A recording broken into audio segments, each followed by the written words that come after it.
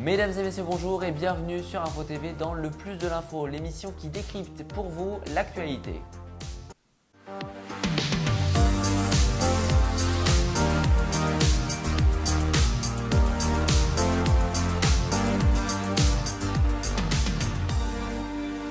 C'était le 24 novembre dernier, le président Emmanuel Macron prenait la parole devant les Français pour annoncer un cap et une perspective de déconfinement en 3 phases. Il avait déclaré le 15 décembre: si nous sommes bien arrivés autour des 5000 contaminations par jour et environ 2500 à 3000 personnes en réanimation, nous pourrons alors franchir un nouveau cap, alors le déconfinement pourra être levé.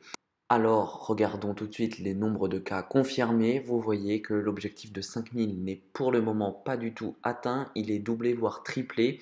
On est autour de 10 à 15 000 contaminations. Alors, le nombre de contaminations a fortement baissé. C'était lors de l'allocution du président, fin novembre. Et ensuite, il s'est stabilisé depuis début décembre. Par contre, environ 3000 personnes dans les réanimations, eh bien l'objectif est atteint. On est aujourd'hui à 2900. Regardez la situation sanitaire au 9 décembre, durant cette fin de semaine. Près de 15 000 cas confirmés en 24 heures, un peu plus de 2 300 000. Le taux de positivité des tests PCR et des tests rapides antigéniques, lui par contre, baisse drastiquement. Il est aujourd'hui à 6,5%. 55 000 morts au total dans toute la France, toujours un nombre conséquent de personnes en réanimation à l'hôpital, avec toujours cet environ de 3 000. Alors pour faire face à ce plateau, le gouvernement, Jean Castex, le Premier ministre, le ministre de la Santé, Olivier Véran, et le ministre de l'Intérieur, Gérald Darmanin, ont pris la parole jeudi soir à 18 h dans une conférence de presse. Vous avez été plus de 35 000 à suivre notre live tweet, merci beaucoup. Alors qu'est-ce qui reste des annonces du président? Eh bien tout d'abord, le cap du 15 décembre. Vous voyez, il avait annoncé que les cinémas, théâtres et musées pourraient rouvrir. Eh bien c'est un retour en arrière, le monde de la culture va rester fermé au moins jusqu'à début janvier, autour du 7 janvier. Les stations de ski, elles, restent aussi fermées. Le couvre-feu qui devait se dérouler de 21 h à 7 h, eh bien il aura lieu de 20 h à 6 h. Et l'attestation continue pour le couvre-feu qui aura lieu également le 31 décembre. Pas de réveillon du Nouvel An pour le passage à l'année 2021.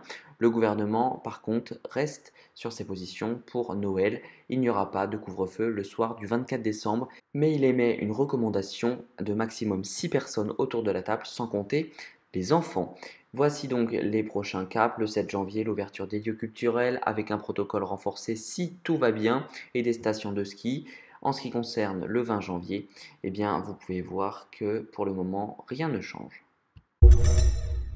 Ce jeudi soir, Olivier Véran a annoncé également que 11 millions de téléchargements avaient été effectués pour l'application Tous Anti-Covid. Il a également lancé le hashtag Noël sans Covid.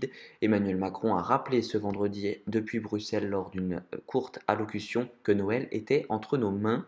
Les autorités qui ont également rappelé que se faire tester avant les fêtes n'allait pas nous donner un totem d'immunité. Il fallait donc rester très prudent, faire attention, respecter les gestes barrières au maximum et utiliser des gels hydroalcooliques. Alors faisons un focus sur ces gels qui certains ne respectent pas certaines normes. Regardez, ils doivent contenir au moins 60% d'alcool et avoir une certaine norme européenne. Sur une étude de 180 produits potentiellement nocifs, eh bien 73% étaient dangereux. Alors il faut faire attention, certains n'ont pas assez d'alcool dans leur concentration, certains ont des étiquetages incomplets et certains minimisent les risques de feu. Prudence donc sur l'utilisation des gels hydroalcooliques. Enfin, arrêtons-nous sur les vaccins avec la stratégie française qui se dessine progressivement. Un monsieur vaccin, le docteur Fischer, a été nommé et nous avons appris une mauvaise nouvelle ce vendredi puisque le vaccin français Sanofi et GSK ne sera pas publié avant fin 2021. Les effets des anticorps sont encore trop faibles. Alors regardons de plus près cette stratégie vaccinale. Eh bien, dès janvier 2021, les EHPAD, personnel soignant, personnel vulnérable seront vaccinés et jusqu'à avril, durant une phase 1, il y aura environ 15 millions de personnes vaccinées, ça représente plus de 100 000 personnes. Ça va être une logistique très compliquée, mais les autorités sont pour le moment confiantes. Alors quel calendrier vaccinal? Eh bien les vaccins américains, anglais, européens concluants vont être validés dès fin 2020. Ça a commencé au Royaume-Uni, ça commence ce week-end aux États-Unis et la France et plus globalement en Europe, eh bien ça commencera dès début janvier, dès le 4 janvier.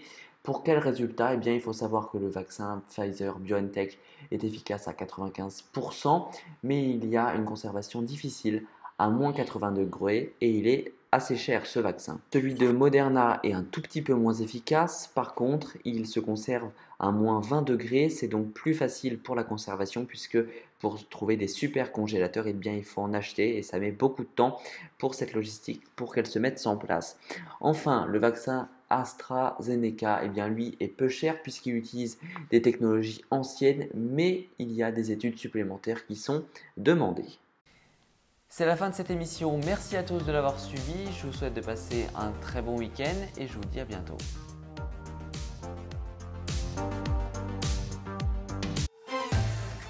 Événement. Ce mercredi à 14 h sur Info TV, c'est Instant Média pour tout savoir sur l'actualité médiatique.